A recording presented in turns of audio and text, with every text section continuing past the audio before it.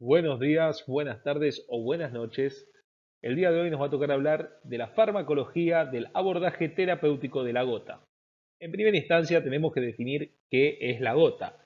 La gota es una enfermedad bastante prevalente que va a afectar al 1 o 2% de la población adulta. Esto va a depender de qué población en particular estemos observando.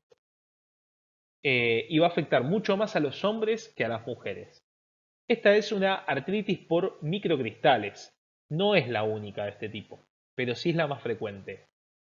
Esta artritis se va a presentar con la característica tétrada de Celso, que va a estar con dolor, rubor, es decir, enrojecimiento, calor y tumor. Cuando hablamos de tumor, nos referimos a la induración y el aumento del tamaño de la zona lesionada.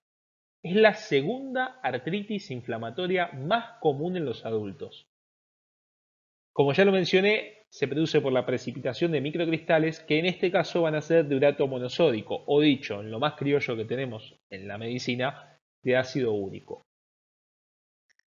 En fin, estos cristales van a precipitar y van a activar la respuesta inflamatoria. La respuesta inflamatoria va a estar mediada por muchas células. Las más importantes en este caso van a ser los neutrófilos y los macrófagos.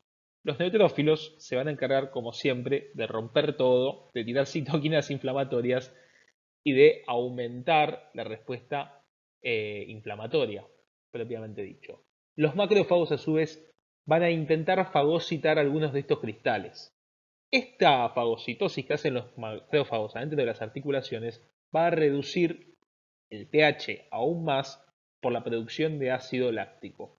Cuando se reduce aún más el pH dentro de la articulación, el ácido úrico va a tener un pH en el cual le va a ser más sencillo seguir precipitándose, con lo cual tenemos que por un lado los neutrófilos están produciendo citoquinas que van a atraer más células inflamatorias y por otro lado va a haber todavía más microcristales en precipitación. Este proceso es extremadamente doloroso, tanto así que un paciente que está cruzando con un ataque agudo de gota puede sentir dolor por el simple peso de la sábana de su cama apoyado sobre el pie, que es la articulación del primer dedo del pie, digamos, lo que sería la metatarso falángica, es la más afectada en frecuencia, digamos. Este proceso se produce cuando tenemos un exceso de ácido úrico en la sangre. A esto lo llamamos hiperuricemia y el valor de corte es de 7 miligramos por decilitro. Esto se puede deber a dos factores. Uno es el aumento en la producción de ácido láctico, perdón, de ácido úrico, o la disminución en la eliminación del ácido úrico. ¿Por qué puede aumentarse la producción de ácido úrico? Hay un montón de causas por las cuales podemos aumentar la producción de ácido úrico. Una de ellas tiene que ver con la dieta. Las dietas alta o con alto contenido de purinas, lo que sería más que nada todo lo que tenga contenido de carne animal, ¿sí? O las dietas que incluyen muchas bebidas alcohólicas, por ejemplo, suelen aumentar la producción de ácido úrico. A su vez, también podemos tener, más que un aumento de la producción, un aumento de ácido úrico circulante ante determinadas condiciones clínicas, como puede ser el tratamiento de algunos tumores, o mejor dicho, de algunas neoplasias. Lo más frecuente es que esto se ve cuando estamos tratando neoplasias de tipo hematológicas, es decir, leucemias, ¿sí? Y este proceso en general viene envuelto dentro de algo llamado síndrome de lisis tumoral, que se va a ver mucho más adelante en la carrera. Por otro lado tenemos la disminución de la eliminación, que se produce por la falta de secreción adecuada a nivel renal. Recordemos que el ácido úrico se excreta fundamentalmente por vía renal, o a su vez por un exceso en su reabsorción. ¿De dónde sale el ácido úrico entonces? Ya dijimos recién que las purinas que incorporamos a través de la dieta pueden convertirse en ácido úrico, pero también la degradación de nuestras propias purinas, o mejor dicho, de nuestros propios nucleótidos de purinas, pueden producir ácido úrico de forma endógena. Acá está toda la cascada bioquímica para la producción de ácido úrico. ¿Cuál es la parte que más nos importa de todo esto? La parte en la que la hipoxantina y la xantina se convierten en ácido úrico. Por un lado, la hipoxantina, a través de una enzima que se llama xantina oxidasa, se va a convertir en xantina. Y esta misma enzima va a convertir a la xantina en ácido úrico. Parece evidente que el sitio el sitio blanco o el sitio de acción que vamos a buscar al momento de tratar al paciente con ataques recurrentes de gota va a ser esta enzima. Así que la parte que no hay que olvidarse de todo este cuadro de bioquímica es la parte en la que la hipoxantina y la xantina son sustratos de la enzima xantina oxidasa. A su vez, la eliminación de ácido úrico, como ya lo mencioné previamente, se va a dar fundamentalmente por vía renal. Por un lado, el ácido úrico se va a filtrar en el glomérulo y en el túbulo contorneo proximal, más, digamos, específicamente en el segmento S1, vamos a tener un transportador que se va a encargar de secretarlo activamente y vamos a tener a su vez otro transportador que se va a encargar de reabsorberlo, perdón. El encargado de la secreción es un transportador genérico que es el encargado de secretar la mayoría de los ácidos orgánicos, se llama de hecho transportador de ácidos orgánicos del túbulo contorneo proximal, segmento S1, y el encargado de la reabsorción va a ser un transportador llamado URAT1. De hecho, acá lo puse, URAT1. ¿Qué es lo que tenemos que hacer entonces cuando tenemos a un paciente que refiere haber tenido varios ataques de gota? Hay que hacer un estudio dirigido. ¿Es muy complicado este estudio dirigido? Por supuesto que no. Lo único que tenemos que hacer es entender si el paciente está teniendo un exceso en la producción de ácido úrico o se está teniendo, por el contrario, una disminución en la excreción de ácido úrico. Entonces, tenemos que hacer una uricosuria de 24 horas. ¿Qué significa esto? Tenemos que fijarnos qué cantidad de ácido úrico está excretando ese paciente en un día. ¿Cuál es el número de corte? El número de corte son 700 miligramos en 24 horas. Si el paciente elimina más de 700 miligramos, quiere decir que está aumentada la producción endógena de ácido úrico. ¿Sí? Casi de forma absoluta, cuando esto ocurre, cuando tiene más de 700 miligramos en orina, es porque está aumentada la producción que se produce en los ataques de gota. Si el paciente elimina menos de 300 miligramos, vamos a tener que sospechar fuertemente que el problema va a estar en la disminución de la excreción de ácido úrico. A su vez, en los valores que están entre 300 y 700, tenemos que sospechar que el problema seguramente sea la excreción, pero no podemos descartar que no esté asociada a un aumento de la producción. Son grises que se decantan un poco más por la disminución de la excreción, pero que puede tener mecanismos mixtos. ¿Sí? No es raro que esto ocurra porque de hecho hay muchas variantes que pueden disminuir la excreción de ácido úrico, así como hay muchas variantes que pueden aumentar la producción de ácido úrico. Bien, entonces las estrategias terapéuticas, habiendo mencionado este breve repaso, van a ser disminuir la producción de ácido úrico, aumentar la eliminación de ácido úrico, disminuir la respuesta inflamatoria de la que hablamos antes con los neutrófilos y los macrófagos, y también va a haber otras estrategias terapéuticas que en lo que hace a la materia no nos van a importar, pero que ya nos van a importar un poco más adelante cuando tengamos que, digamos, dedicarnos a ver pacientes con patologías un poco más complejas. Bueno, vamos a empezar entonces con aquellos que que reducen la producción de ácido úrico. El fármaco estrella en esta categoría es el halopurinol. Es el único que se está usando en este momento. Es un análogo de la hipoxantina, es decir, que va a poder actuar sobre la enzima xantina oxidasa de la que hablamos previamente. A esta enzima la va a inhibir de dos formas. Una es competitiva, que va a ocurrir a dosis bajas, y otra es no competitiva. Esto va a ocurrir a dosis más altas. Eh, puede, a su vez, aumentar la concentración de hipoxantina y xantina, que son los dos metabolitos previos a la formación de ácido úrico, y de esta forma disminuir la concentración de ácido úrico. El ácido úrico es poco soluble y por eso tiende mucho a precipitarse, a juntarse, a apelotonarse y a hacer, digamos, quilombo en distintas partes del organismo, porque no solo son las articulaciones las que se van a ver afectadas, que eso es algo que me olvidé de mencionar, también vamos a tener afectado, por ejemplo, el riñón. El riñón puede hacer nefropatías por ácido úrico, ¿sí? Las nefropatías por ácido úrico, que para farmacología no nos interesan, pero que quizá más adelante lleguen a ser importantes para todo lo que es medicina interna o semiología, pueden ser de dos tipos. Pueden ser de tipo renal o de tipo posrenal.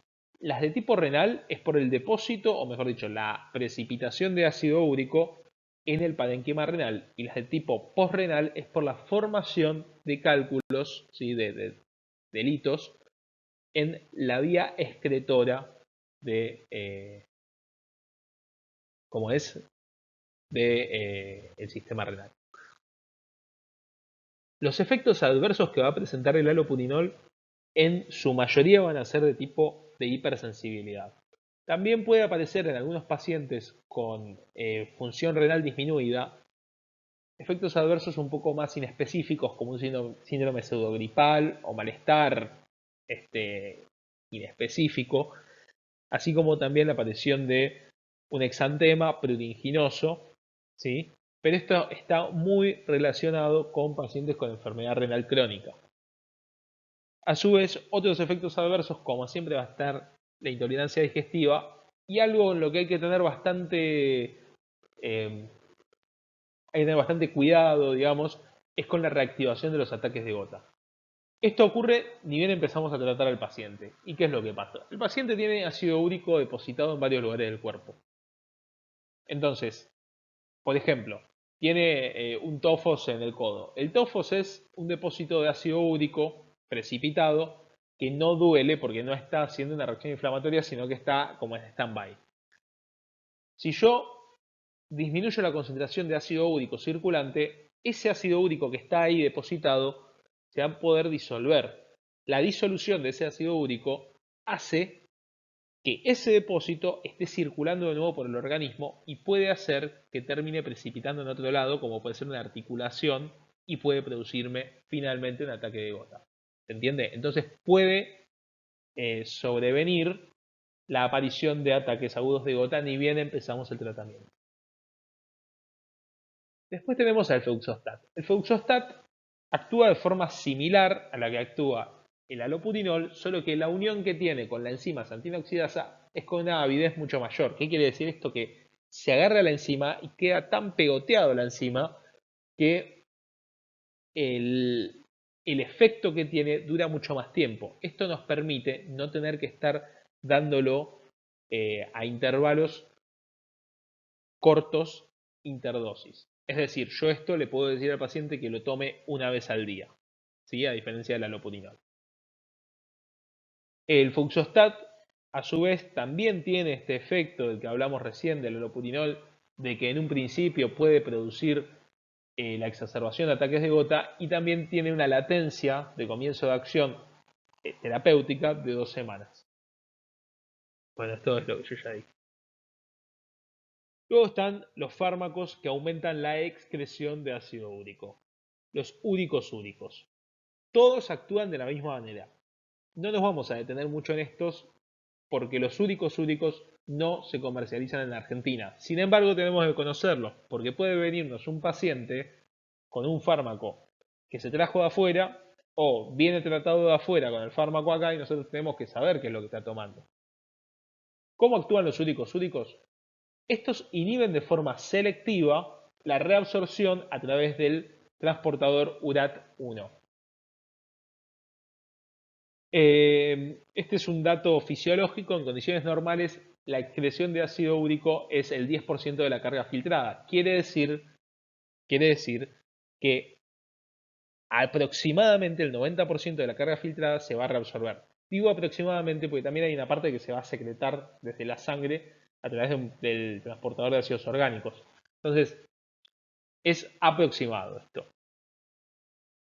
En dosis subterapéuticas son hiperuricemiantes por competencia secretora. ¿Qué quiere decir esto? Quiere decir que ese transportador de ácidos orgánicos que se encarga de secretar activamente ácido úrico desde la sangre al túbulo renal, en dosis bajas de úricos úricos se puede ver inhibido de forma competitiva, porque estos fármacos, los úricos úricos, al igual que 1.000.000 de fármacos más que usamos todos los días, usan ese transportador para poder ser secretados a la luz del túbulo renal. Con lo cual hay que tener cuidado, hay que darle al paciente la dosis que necesita, no hay que darle dosis subterapéuticas. ¿Está claro?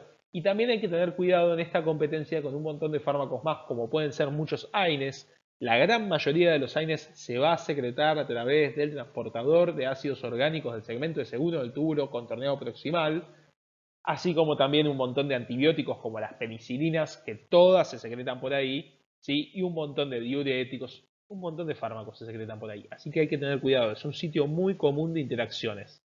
Eso se lo tienen que acordar. No se pueden olvidar de las interacciones a este nivel.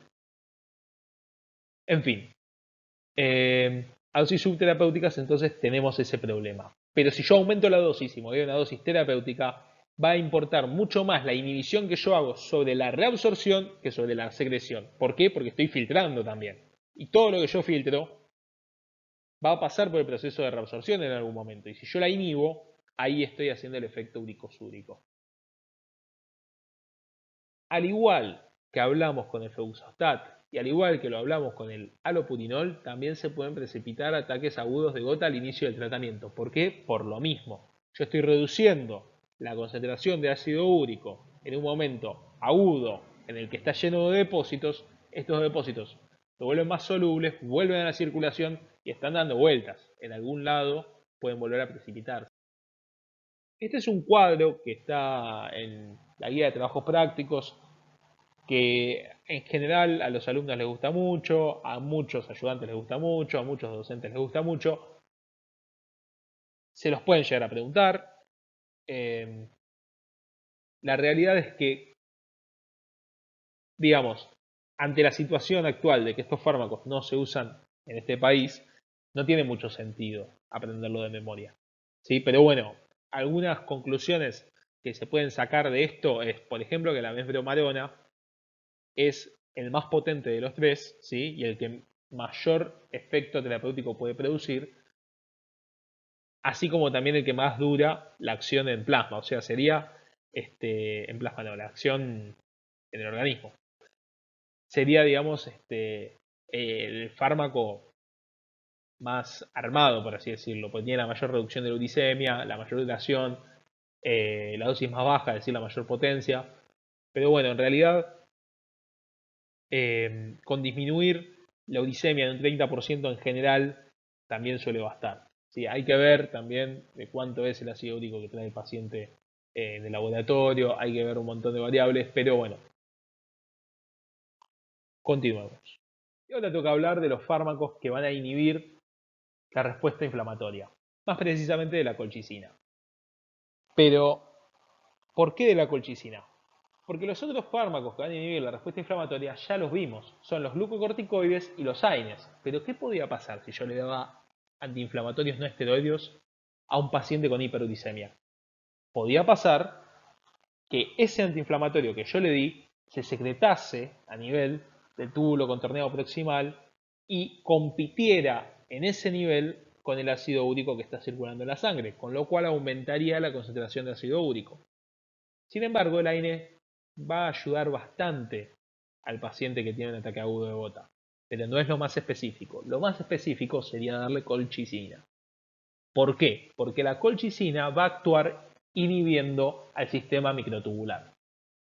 ¿Cómo lo inhibe? Es un proceso muy complejo, pero inhibe una fracción proteínica de este sistema, lo que va a hacer que se despolimerice la tubulina y no se pueda repolimerizar. De esta forma va a inhibir la diaperesis, la fagocitosis, la movilización de los gránulos intracelulares, y un montón de otros procesos que están involucrados en perpetuar esa respuesta inflamatoria. Pero no es lo único que voy a inhibir. También voy a inhibir un montón de otras cosas que no van a estar relacionadas con los neutrófilos ni los macrófagos. Voy a detener la reproducción celular, voy a inhibir a la liberación de histamina por parte de los mastocitos, voy a inhibir la liberación de insulina por parte de las células beta, de los islotes de Langerhans, de las células, del páncreas, y un montón de otros procesos. Con lo cual ya puedo empezar a vislumbrar cuáles van a ser los efectos adversos que va a tener la colchicina. Por dar un ejemplo, hay un tejido que requiere activamente del sistema microtubular para realizar todas sus funciones. Esta es la célula, la médula ósea. Si yo inhibo el sistema microtubular de la médula ósea, ¿a qué no adivina qué es lo que puede pasar? Puede pasar que tengamos una depresión precisamente de la médula ósea y con ello se vea totalmente reducida la hematopoiesis. Ese va a ser un efecto adverso de dosis altas y ahora lo vamos a ver cuando veamos efectos adversos. Pero fíjense cómo se puede pensar cada una de las cosas y no aprender de memoria. Porque sí, fármaco tiene muchas cosas de memoria, los nombres más que nada. Pero hay un montón de cosas que se pueden pensar y razonar. Bueno, la colchicina es tan útil para tratar el ataque agudo de gota, o mejor dicho, la aparición de dolor y la aparición de inflamación en un ataque agudo de gota, que si yo tengo un diagnóstico dudoso y le doy colchicina y reacciona bien, digamos, tiene una buena mejoría sintomática, yo puedo hacer un diagnóstico de gota en ese momento. Puedo decir, ah, bueno, esto era un ataque agudo de gota. Bien, continuando con la colchicina, entonces vamos a tener una serie de efectos adversos. Los más frecuentes e importantes van a ser los gastrointestinales. ¿Por qué? Porque aparecen con dosis terapéuticas, porque nos van a marcar cuál es la dosis máxima tolerada por ese paciente, ¿sí? Y también porque ya explicamos en parte cómo se producen estos efectos gastrointestinales. ¿Cómo se producen? Y yo dije que se inhibe la reproducción celular. Y el tubo digestivo es un tejido que se la pasa todo el tiempo renovándose. Con lo cual ahí vamos a encontrar cómo en su mecanismo de acción aparece uno de sus efectos adversos más frecuentes. Después vamos a tener otros que van a ser un poco más infrecuentes, pero que también se pueden ver explicados por el mismo mecanismo de acción. La depresión de la médula ósea yo ya lo expliqué, pero también puede aparecer hematuria o cilindruria. La cilindruria, yo me imagino que en tercer año en farmacología todavía no deben saber lo que es. Pero piensen que si yo inhibo también el recambio de células a nivel del túbulo colector, o mejor dicho, de toda la luz del túbulo renal, ahí también voy a tener desprendimiento celular, voy a tener bastantes, no me sale la palabra, bastantes repercusiones en ese nivel que van a hacer que aparezcan los cilindros. Los cilindros son básicamente un apelotonamiento de distintas cosas. No les puedo decir precisamente de qué, porque cada cilindro va a depender de qué cosas se esté precipitando, ¿sí? Pero, por ejemplo, si son glóbulos rojos, se va a ver un cilindro de cierta forma. Si son glóbulos blancos, se va a ver de otra forma. Si son células del túbulo, ¿sí? de la pared del túbulo, se va a ver de otra forma. Pero bueno, piensen que está relacionado íntimamente con esta inhibición de la reproducción celular. Y tiene algunos efectos adversos que se van a ver más que nada en lo que es sistema nervioso central, como convulsiones o potenciación de algunos depresores del sistema nervioso central o simpático-miméticos. Lo de los simpático-miméticos tiene más que ver con que pueda aparecer hipertensión arterial, por ejemplo, ¿sí?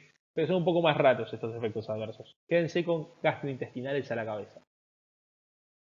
Y después tenemos la dosificación. En farmacología, tanto en farmacología 1 como en farmacología 2, no es obligatorio que los alumnos sepan las dosis, excepto de la colchicina. La colchicina tienen que saber la dosificación porque es importante remarcar ciertos puntos. Esta forma de administrar la colchicina fue mutando a lo largo del tiempo y hoy en día no se usa mucho, que digamos. Sin embargo, es una forma muy sencilla de explicarlo a los alumnos y también es una forma de que queden remarcadas algunas pautas de alarma. Entonces vamos a tener dos métodos, el rápido y el lento. El método rápido es dar 1 miligramo por hora hasta que aparezca alguna de las tres cosas. La primera es que desaparezcan los síntomas, la segunda es que aparezca diarrea o la tercera es que se alcance la dosis de 6 miligramos en un día. Es decir, al sexto miligramo que yo le di a las 6 horas de empezar, ¿sí? Ahí no le puedo dar más. Pero si yo llevo 4 miligramos y el paciente empieza a tener diarrea, tampoco le puedo dar más. O si yo llevo 2 miligramos y el paciente ya no tiene más dolor, tampoco le puedo dar más. ¿Se entiende? Es muy sencillo. Cualquiera de estas tres cosas que aparezca, interrumpo de forma definitiva el tratamiento. Después está la forma lenta. La forma lenta es, el primer día le doy 4 miligramos, el segundo día le doy 3 miligramos, el tercer día le doy 2 miligramos y a partir del cuarto día le doy 1 miligramo por día como mantenimiento. ¿Se entendió?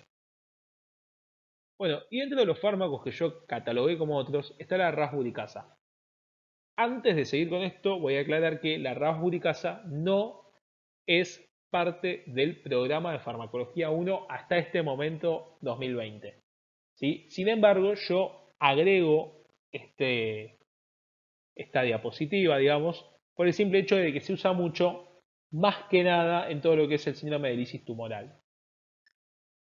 Es básicamente una enzima, una variante recombinante de una enzima que es la urato oxidasa, que lo que va a hacer es agarrar al ácido úrico que está dando vueltas en la sangre y biotransformarlo a alantoína.